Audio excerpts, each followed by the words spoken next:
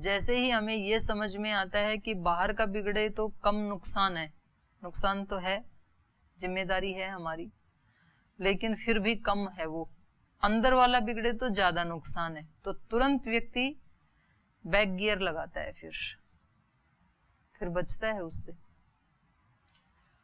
और वहां पर तुरंत बच जाता है। बाहर यहां बचने में भी उसको टाइम लगता है, क्योंकि पीछे के जो संस्कारों का जो प्रवाह है ना, वो फिर कभी कभी जबरदस्ती उसमें गिराता है। जैसे मानो दौड़ के जा रहा है कोई व्यक्ति हाई जंप करने के लिए या लॉन्ग जंप करने के लिए, क्या करते हैं, पहले दौड़ते हैं, और दौड़ते जाते जाते वो खड्डा आ गया एकदम से, 120 की स्पीड से दौड़ रहा था, फिर चाहते हुए भी रुक पाएगा क्या? चाहता है, दिख रहा है, तो भी वो ऐसे ऐसे करेगा और गिर ही जाएगा ऐसे ऐसे करके। अगली बार तो सावधान होगा, लेकिन उस समय ब्रेक नहीं लग पाएगा, क्योंकि प्रवाह है ना। तो ये हमारे काम क्रोध लोभ वाले भी ये दरवाजे ऐसे हैं कि इनमें हम बार बार गिर चुके हैं, और अभी भी इस जन्म में भी हमारा प्रवाह बना हुआ है कि कामना करने से ही फल की प्राप्ति होती है, गुस्सा करने से ही काम बनते हैं, लोभ करने से ही अधिक सुख की प्राप्ति होती है। ये हमारा प्रवाह बना हुआ है। अगर उसका लोभ नहीं करेंगे तो कुछ अतिरिक्त प्राप्ति होगी ही नहीं, फिर हम ऐसे के ऐसे रह जाएंगे। सारी चीजें हमें लोभ से ही प्राप्त होती हैं, अच्छे अच्छे सुख, ये हमारी समझ में आ रखा है। अब किसी को ये समझ में आ भी जाए कि नहीं, इससे सुख नहीं दुख मिल रहे हैं, तो भी उसको उसमें को रोकने में फिर थोड़ा टाइम लगेगा, क्योंकि प्रवाह चित्त का वहीं बना हुआ है, हमने गति दे रखी है उधर संसार की तरफ, पूरी 200 की स्पीड से भाग रहे हैं हम, भौतिक सुखों के पीछे, भौतिक कामनाओं के पीछे। वो ना मिले तो उनके लिए क्रोध भी करेंगे, वो ना मिलती हो तो उनके लिए और अधिक लोभ भी करेंगे। ये हमने अपने से बड़ों को भी ऐसे दौड़ते हुए देखा, अपने दादा परदादा को भी, उसके दादा परदादा को भी, अपने जीवन में भी यही देखा। जितनी जिसकी आयु है 15, 20, 30, 40, 50, तो ये हमारा वो बन गया, अनुभव बन गया। अब ये उससे उल्टी बात बता रहे हैं भगवान कृष्ण, और इन पे हम अविश्वास भी नहीं करते हैं, क्योंकि हमारी श्रद्धा भी है इनके प्रति। तो हमें ये लगता है कि ये हमें झूठ क्यों बहकाएंगे भला, तो हमारी श्रद्धा भी है, ये कह भी रहे हैं तो हम मान भी रहे हैं इसको, तो भी उसमें थोड़ा टाइम लगेगा, लेकिन क्योंकि वो प्रवाह हमने दे दिया है अपने चित्त को, विचारों को, भावों को, तो फिर वो उधर ही ले जाते हैं। लेकिन यदि हमारा संकल्प दृढ़ है तो एक बार तो गिर सकते हैं, 2 बार गिर सकते हैं, लेकिन उसके बाद उससे वापस लौटा जा सकता है, क्योंकि हमने अनुभव कर लिया ना। जब तक हमने इसको नहीं पढ़ा हमारा अनुभव नहीं था, अब हमने इसको जाना, इसके ऊपर हमारी श्रद्धा है, तो हमने अपना पीछे तक का सब हिसाब किताब देखा कि तब मैंने कामना पूर्वक को काम किया, लोभ पूर्वक किया, क्रोध पूर्वक किया, उसका ये फल आया। और उस दिन मैंने निष्काम होकर के किया, शांत चित्त से किया, निर्लोभ होकर के किया, उसका ये परिणाम आया उस दिन। तो अब ये दोनों हमारे सामने हैं, तो हमें स्पष्ट उसका अंतर महसूस होता है कि इसका ये अनुभव था, इसका बहुत अच्छा वाला अनुभव था, इसका बहुत दुखदाई अनुभव था, पूरा दिन खराब हो गया था। तो अब मुझे फिर इतना तो विवेक है कि वो वाला नहीं करना है, और इस वाले को प्रयास पूर्वक करना है, जिसमें शाश्वत सुख है। करने से पहले भी सुख है, सोचते हैं ना जब ऐसा, तो वो सोचने में भी सुख मिलता है, करते हुए भी सुख मिलता है, चित्त शांत रहता है, कम एनर्जी लगती है, कम टाइम लगता है, तो थोड़ी शक्ति में, थोड़े समय में ज्यादा आउटपुट है, ज्यादा उपलब्धि होती है, और करने के बाद भी परिणाम बहुत अच्छा आता है। तो ये तीनों ही जगह क्या है, सुखदायी है ये कर्म। जब मैं शांत होके करता हूँ, जब मैं निष्काम होके करता हूँ, निर्लोभ होकर के करता हूँ, तो मुझे करने से पहले भी सुख मिलता है, करते हुए भी सुख मिलता है, करने के बाद भी सुख मिलता है।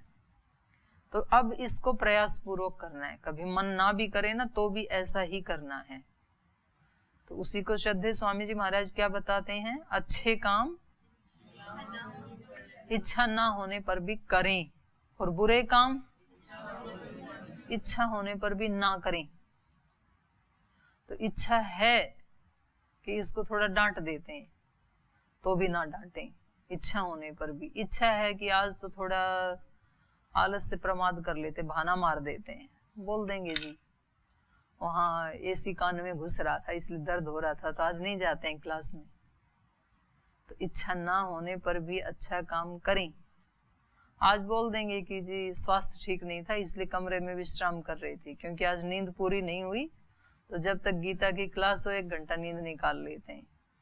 ऐसा जब मन में आए तो इच्छा होने पर भी उसको ना करें, ये बुरा काम है। बुरा काम इच्छा होने पर भी ना करें और अच्छा काम इच्छा ना होने पर भी करें।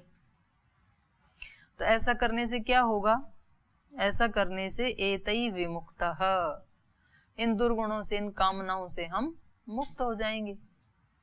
काम क्रोध लोभ से, तो ये भी तो लोभ ही है ना, विश्राम का लोभ, आलस्य का लोभ, प्रमाद का लोभ, ये भी लोभ में ही आते हैं।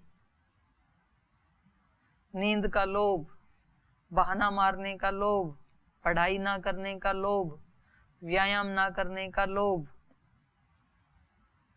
शिकायत करने का लोभ, क्योंकि जब जब शिकायत करते हैं तो हमारी सुनी जाती है, दूसरे को डांट पड़ती है, तो आज और कर देते हैं, कल भी की थी, तो ये लोभ बढ़ता जाता है, फिर तो करते जाते हैं।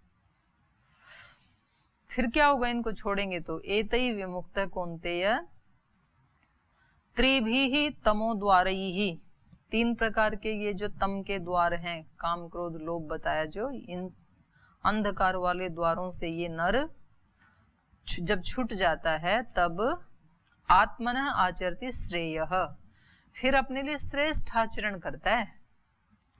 श्रेष्ठ आचरण दूसरे के लिए नहीं करते हैं हम, श्रेष्ठ आचरण किसके लिए करते हैं, अपने लिए। यज्ञ किसके लिए करते हैं, व्यायाम किसके लिए, प्राणायाम, बड़ों को प्रणाम, स्वाध्याय, सब कुछ अपने। ध्यान किसके लिए करते हैं, ये सारे श्रेष्ठ आचरण हम अपने लिए करते हैं। और अपने लिए करते हुए बस एक बात और जोड़नी है कि उसको अश्रद्धा से नहीं करना, नहीं तो करते हुए भी ना किए जैसा हो जाएगा, कट जाएगा नंबर।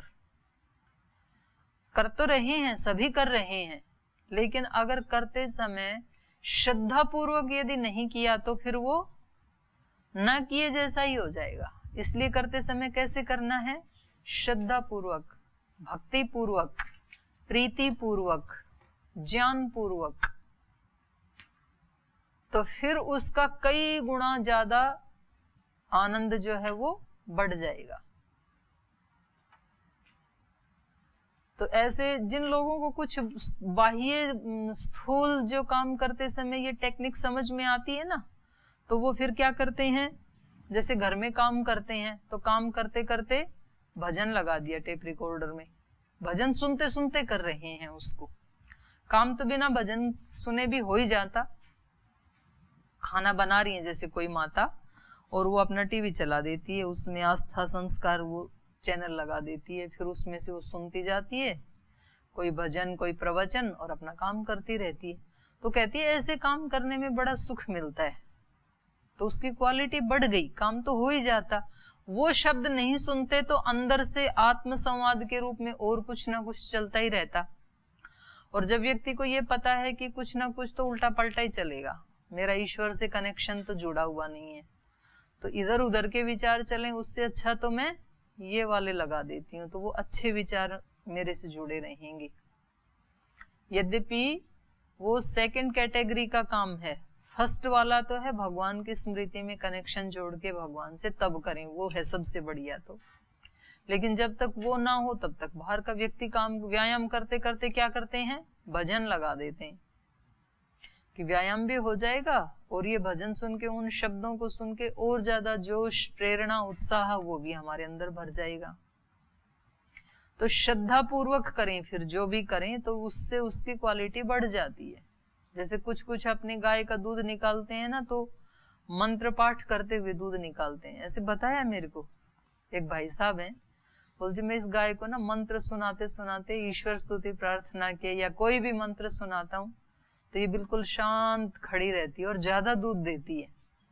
और जिस दिन इसको मंत्र पाठ नहीं सुनाता हूँ, दूध भी कम देती है, पूंछ भी ज्यादा हिलाती है। जब मच्छर आते हैं ना तो वो हिलाती रहती है और मेरे को भी मारती रहती है पूंछ से। तो मतलब वहां भी दूध तो उसको देना है, इसको निकालना है, पर वो मंत्र पाठ करते करते निकाले तो उसकी क्वालिटी भी बढ़ती है, क्वांटिटी भी बढ़ती है। ये श्रद्धा का परिणाम है। तो जो काम करें उसको प्रसन्नता पूर्वक, भक्ति पूर्वक, श्रद्धा पूर्वक, क्योंकि हमें ये एहसास रहे कि हम ये अपने लिए कर रहे हैं। इसलिए कल वाले काम से आज वाला काम ज्यादा बेहतर। कल जिस स्थिति में जो पाठ पढ़ा था, आज उससे बेहतर स्थिति। कल जिस स्थिति में यज्ञ किया था, आज उससे बेस्ट स्थिति। तो हर दिन ऐसे ही सोचें व्यक्ति। हम जब वहां शांति धाम में रहते थे तो मैंने कई बार बताया ना, खाना तो मिलता ही नहीं था, केवल एक खिचड़ी मिलती थी। जितने दिन भी वहां पर रहे, लगभग 8-10 महीने तक एक ही कार्यक्रम था। तो वो हमारे आसपास जो रहते थे वो बड़ी हंसी उड़ाते थे, ये लोग कैसे खाते हैं। तो कहते आज बहन जी आज कैसी खिचड़ी बनी। मैंने कहा कल से भी बढ़िया। फिर कल पूछते आज कैसी बनी। मैंने कहा आज कल से भी बढ़िया। तो हमारा एक ही उत्तर होता था। तो उनको वो जरूर पूछते थे, फिर हंसते थे। वो सोचते थे कि मतलब ये ऐसे ही कह रहे हैं, बेचारे बेचारे लगते थे हम उनको। देखो बेचारों को खाना भी नहीं मिलता, इतनी पढ़ाई करते हैं। सुबह 7 बजे बिठाया गुरुजी ने तो फिर 1:45 बजे छोड़ते थे। आपकी तरह थोड़ी है कि बीच बीच में चले गए। और तब भी 1 घंटे के लिए छोड़ा 1:45 बजे, फिर 1:45 या 2 बजे फिर पाठ शुरू। तो 1 घंटे में खाना भी खाना है, बर्तन भी साफ करने हैं, और कभी कभी कपड़े सुबह नहीं सुखा पाते थे तो कपड़े भी उसमें से निकाल के सुखाने हैं। साबन वाबन तो कभी 5-7 दिन में एक बार लगाते थे, नहीं तो ऐसे ही पानी में से निकाल के सुखा दिया करते हैं। कहाँ एक रविवार, पता ही नहीं चलता था कौन सा वार है, कौन सी तारीख है।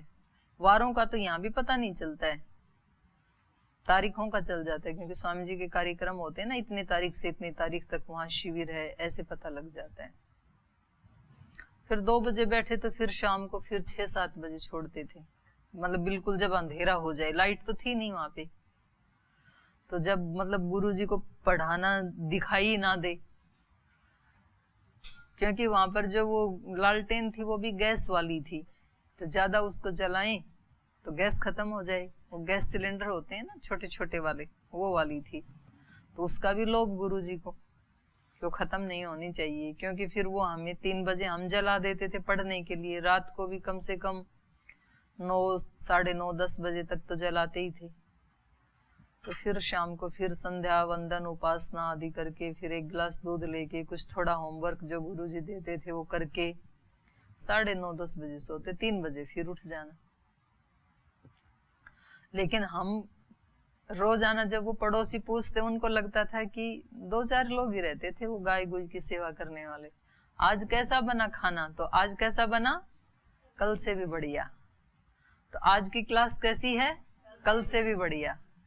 तो हर दिन आपको ये अनुभूति हो, आज यज्ञ में गए तो कैसी अनुभूति हुई, कल से भी बढ़िया। और कल कोई पूछे तब फिर ऐसे ही बोलना, और ऐसे केवल बोलने के लिए नहीं बोलना, ऐसा महसूस करना, उसको करते हुए महसूस करना कि आज ये काम कर रहा हूं, ये कल से भी ज्यादा बढ़िया होगा।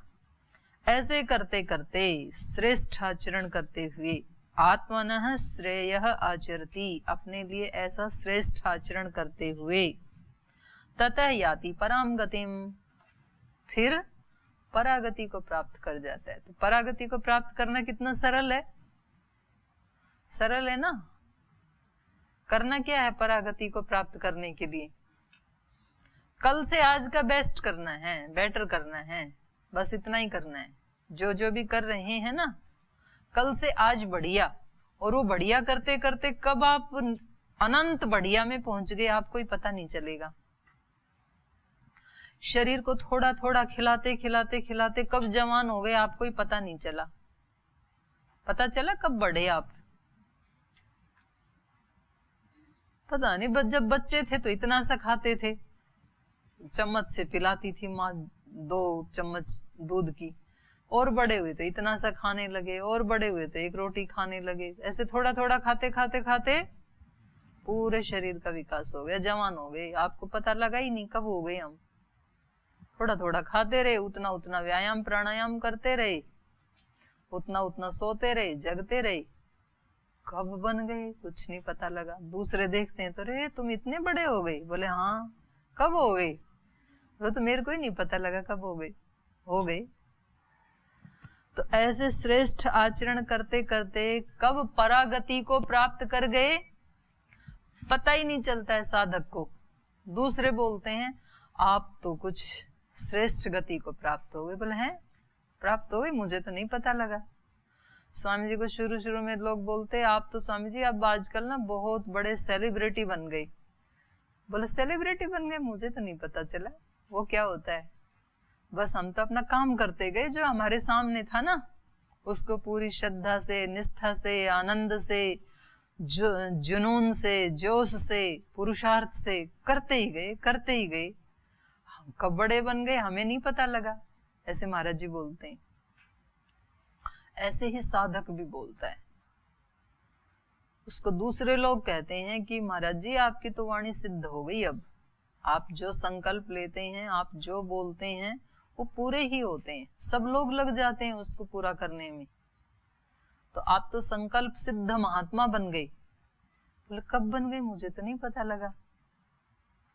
तो ऐसे ही बन जाते हैं। तो ये भगवान भी इसके ऊपर अपनी मोहर लगा रहे हैं, भगवान कृष्ण भी यही बता रहे हैं कि इन 3 चीजों को छोड़ के ज्यादा भी याद ना रहे। आसुरी संपत्ति तो बहुत लंबी चौड़ी बताई है, लेकिन लास्ट में उसका कंक्लूजन दे रहे हैं, निचोड़, कि ज्यादा याद ना रहे तो इन 3 को याद रखना, काम क्रोध लोभ, इनसे युक्त होके कोई भी काम नहीं करना, क्योंकि ये नरक के द्वार हैं। और जैसे इन 3 से छूटे तो इसी को दूसरे शास्त्रों में और दूसरे शब्दों में क्या कह दिया, पुत्रेष्णा वित्तेष्णा लोकेष्णा, इन 3 ऐष्णाओं से छूट जाइए।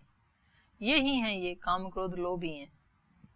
तो अलग अलग ढंग से ऋषियों ने उनका वर्णन किया अलग अलग शास्त्रों में, लेकिन जैसे इनसे छूटे तो फिर आत्मन श्रेयः आचरती, अपने लिए श्रेष्ठ आचरण करता हुआ पराम गतिम याति, श्रेष्ठ गति को ये प्राप्त कर जाता है। यह शास्त्र विधिम उत्सृज्य वर्तते कामकारतः न स सिद्धिम अवाप्नोति न सुखम न पराम गतिम। और कह रहे हैं कि जो शास्त्र विधिम उत्सृज्य, शास्त्र विधि को छोड़ करके, अरे हम नहीं मानते क्या वेद में, दर्शन में, उपनिषद में, गीता में क्या लिखा है हमें नहीं पता, हमें तो आनंद से जीते हैं, जो मन में आता है अपना करते हैं, ऐसे भी लोग मिले।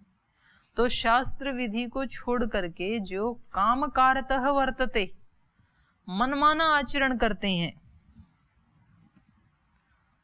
यहां आकर के शास्त्र पढ़ के फिर भी कुछ ऐसे लोग हैं कि उनके संस्कार उनको मनमाने आचरण से वो अपने आप को रोक नहीं पाते हैं।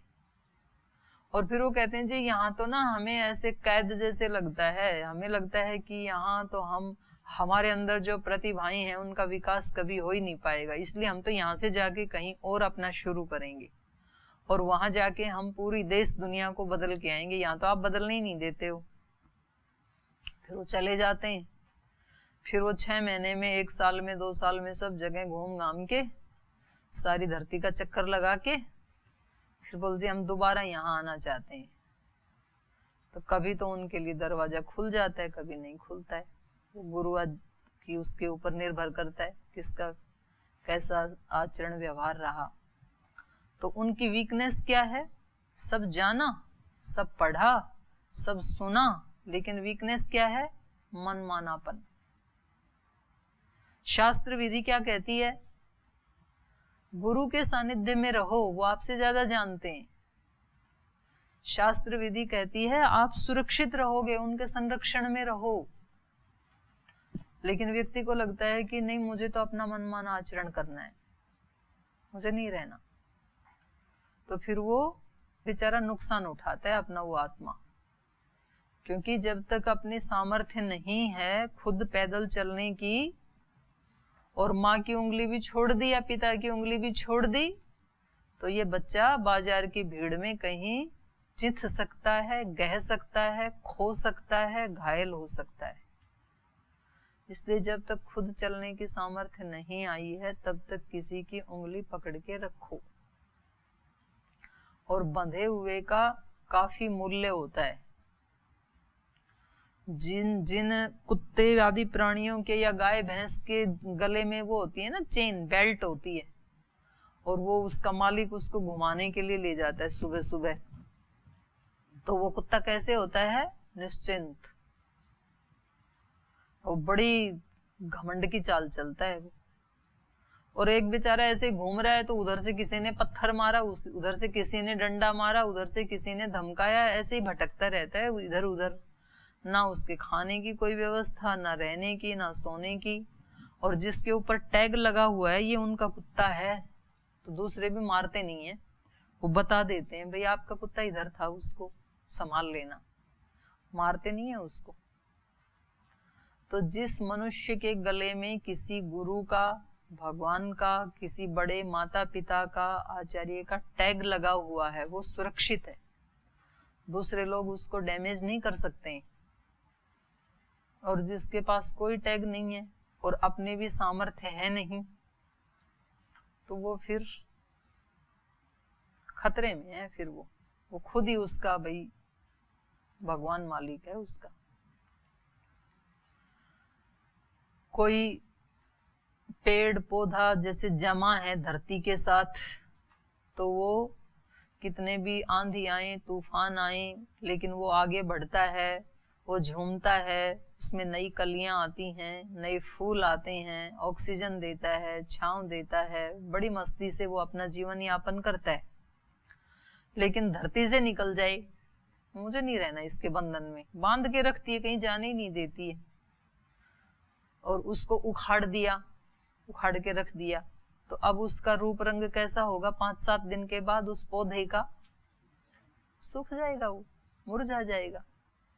क्योंकि जिस शक्ति से वो झूम रहा था वो उसको पता ही नहीं था,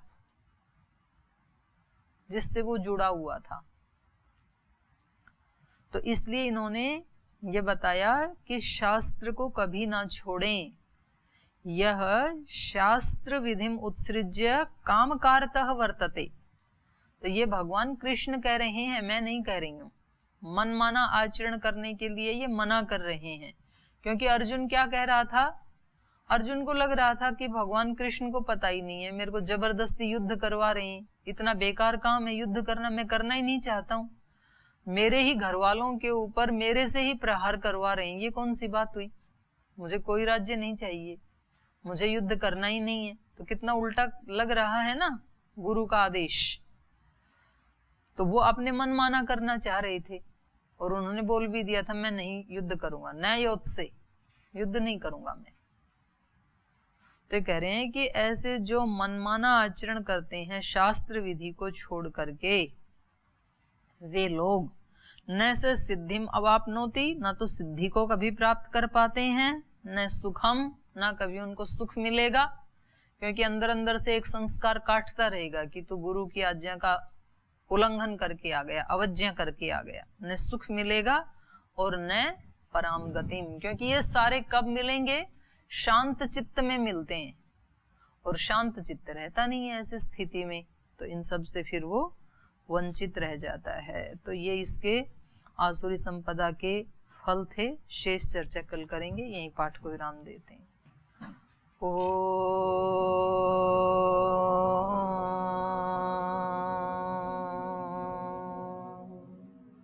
शांति शांति शांति। श्री गुरुभ्यो नमः।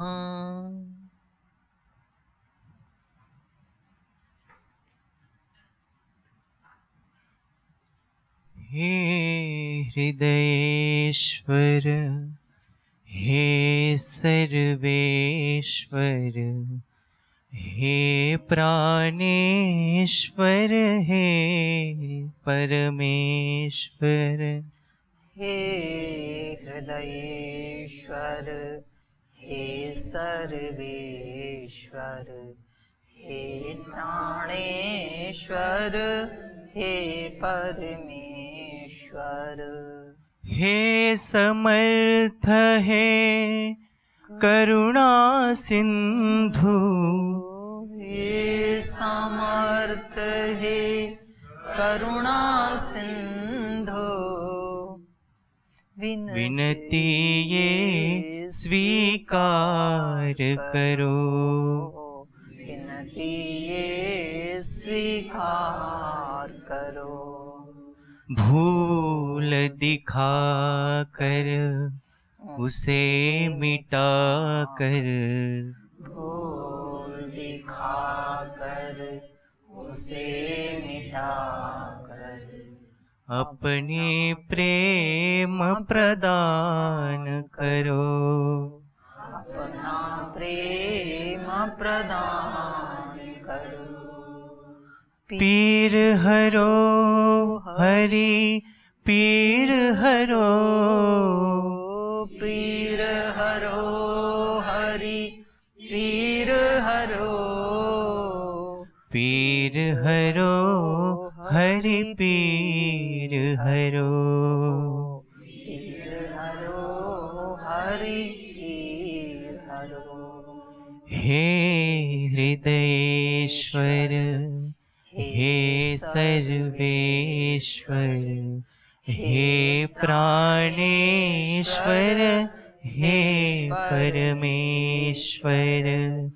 हे प्राणेश्वर हे परमेश्वर हे प्राणेश्वर हे परमेश्वर। ओम श्री गुरुभ्यो नमः।